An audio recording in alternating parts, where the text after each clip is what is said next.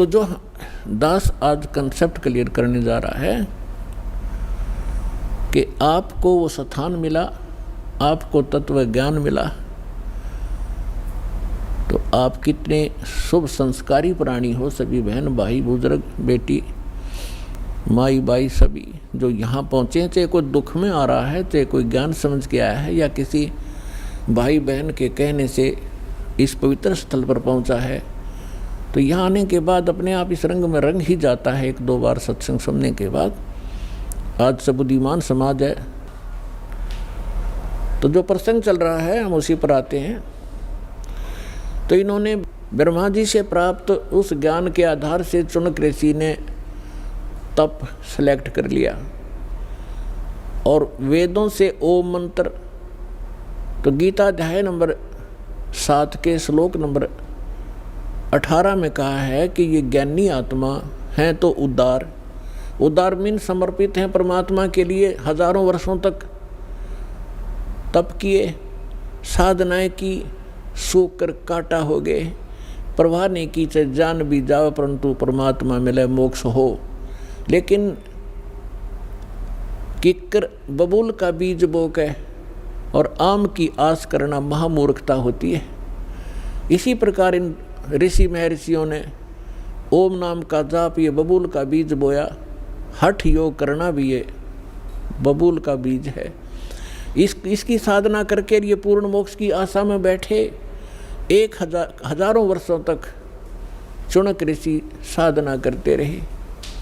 गीता अध्याय नंबर 11 के श्लोक नंबर 32 में गीता ज्ञानदाता कहता है कि अर्जुन मैं काल हूँ और सब लोगों को अक्षय करने के लिए, इनका नाश करने के लिए अब मैं प्रवृत्त हुआ हूँ। तो श्री कृष्ण जी तो पहले ही विद्वान थे श्री अर्जुन के साथ, क्योंकि उसके रिलेटिव थे, अर्जुन के साले थे श्री कृष्ण भगवान। और वो श्री कृष्ण नहीं, उसमें वो काल बोल रहा था जब कहता ये देख मेरा ये वास्तविक स्वरूप है और मैं काल हूँ, 1000 भुजा है उसके। और गीता अध्याय नंबर 11 के श्लोक नंबर 21 में अर्जुन कह रहा है कि भगवान आप तो इन सभी ऋषियों को खा रहे हो, सभी देवताओं को भी खा रहे हो, सिद्धों के समुदाय आपके सामने हाथ जोड़कर खड़े हैं और वेदों के सूक्तों से आपकी ही स्तुति कर रहे हैं और आप उनको भी खा रहे हैं। तो गीता अध्याय नंबर 11 के श्लोक नंबर 32 में गीता ज्ञानदाता कहता है कि मैं तो काल हूँ भाई, और इन सब को खाने के लिए अब प्रवृत्त हुआ हूँ। तो गीता अध्याय नंबर 11 के श्लोक नंबर 47-48 में ये गीता ज्ञानदाता कहता है कि ये मेरा वास्तविक रूप है, मैं ऐसा हूँ जो अब तुम्हें दिखा है, और मेरे इस रूप के दर्शन तेरे अतिरिक्त पहले कभी किसी ने नहीं हुए और आगे नहीं हो सकते। मैं ना किसी जप से, ना तप से, ना किसी क्रिया से और ना किसी वेदों में वर्णित विधि से मेरी प्राप्ति नहीं हो सकती। ब्रह्मा जी ने 4 युग तक साधना की, नहीं मिला। आखिर में आकर अपनी माँ को झूठ बोल दी कि मुझे प्राप्त हुआ, क्योंकि वेद उसने पढ़े थे और वेदों में परमात्मा साकार है। तो श्रीमद् देवी भागवत के अंदर ब्रह्मा जी खुद कहते हैं अपनी माता दुर्गा को कि माता जी अनुभव कुछ और बोलता है और वेद कुछ और बताते हैं, इनमें बहुत ही द्वितीयवाद है, इसका कारण क्या है।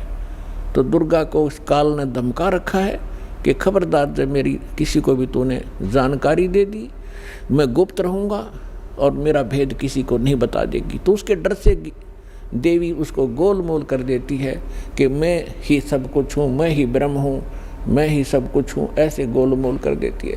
फिर भी ब्रह्मा जी कहते हैं कि अनुभव कहता है, अनुभव हम करते हैं तो मिल नहीं रहा, और वेद बताते हो साकार है, एक स्थान पर बैठा है। तो ये दोगला सा ज्ञान है माता। तो कहने का भाव ये है कि गीता ज्ञानदाता कहता है कि मैं ना वेदों में वर्णित विधि से, ना किसी जप से, ना तप से, ना किसी क्रियाओं से कभी नहीं प्राप्त हो सकता। तो इसलिए गीता अध्याय नंबर 7 के श्लोक नंबर 24 और 25 में ये खुद कहता है कि मैं अव्यक्त हूँ, अपनी योग माया से छुपा रहता हूँ, ये मेरा अनुत्तम विधान है, अटल विधान है। अनुत्तम तो इसलिए जब माता पिता है और बच्चों से भी गुप्त है तो कोई न कोई दोष है उसके अंदर, वो अच्छा आदमी नहीं है। इसको श्राप लगा हुआ है।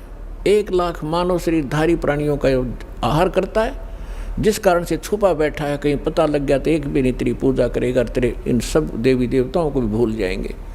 इसलिए ये गुप्त रहता है ना, अपने देवी देवताओं को, इन सबको, किसी को, पुत्रों को भी इसने भेद नहीं बता रखा।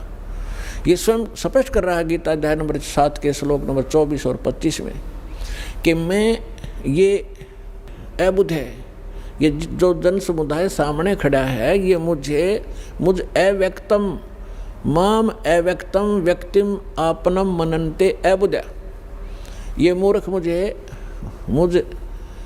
अव्यक्त को और कृष्ण रूप में, व्यक्ति रूप में आया हुआ मान रहे होंगे। मैं कृष्ण नहीं हूँ, आई एम नॉट कृष्ण। मैं अपनी योग माया से छुपा रहता हूँ, मैं कभी किसी के समक्ष नहीं आता। गीता अध्याय नंबर 4 के श्लोक नंबर 5 और 9 में ये सब स्पष्ट कहता है कि अर्जुन, तेरे और मेरे बहुत जन्म हो चुके, तू नहीं जानता, मैं जानता हूँ। और मेरे जन्म और कर्म अद्वितीय हैं, अलौकिक हैं। तो इसके कर्म ऐसे हैं कि ये सामने नहीं आता और किसी में प्रवेश करके प्रेत की तरह जो क्रिया करवानी है वो कर देता है, करा जाता है। तो ये कहता है, तो ब्रह्मा विष्णु महेश ने साधनाएं की, परमात्मा मिला नहीं। इन्होंने निराकार विधान बना दिया कि परमात्मा निराकार है।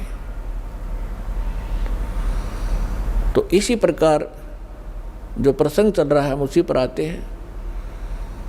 इस चाणक्य ऋषि ने वो साधनाएं प्रारंभ की जो सभी ऋषि पहले से ही डले ढो रहे थे। उससे वो परमात्मा तो मिलना है ही नहीं, ये एटम बम बन जाते हैं, एटम बम। अगस्त ऋषि ने सारे जीवन में डले ढोके एक सिद्धि प्राप्त कर ली,